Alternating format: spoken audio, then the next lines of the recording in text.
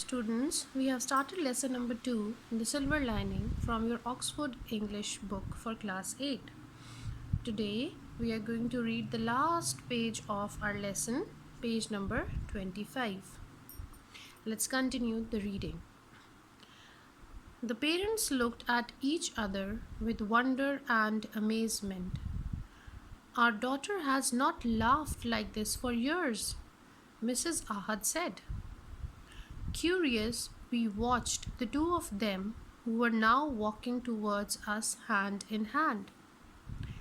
Maheen ran to her mother and danced about her with joy.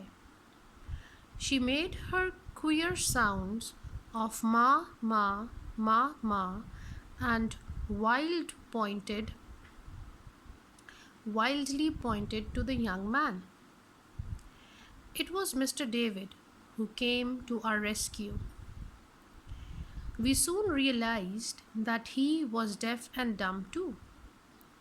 His strange, ambiguous silences, his sudden rush for the girl on reading the note, all became instantly clear to us. It took us time to digest the news. And then both parents broke into incoherent statements of profuse apologies that they had not noticed it earlier. Imagining the type of man they were talking to, they spoke in half sentences and tried to convey the rest through gestures. But the young man had not the slightest difficulty in understanding them. He appeared to read their lips. He gracefully acknowledged their warmth and either nodded or shook his head in reply. For more complicated and lengthy answers, he used pen and paper. The next day, Mrs. Ahad was full of news. She talked as she had never talked before.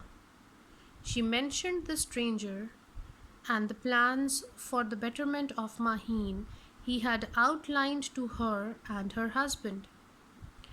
There were schools for such people, he told them, though they were beyond most people's means.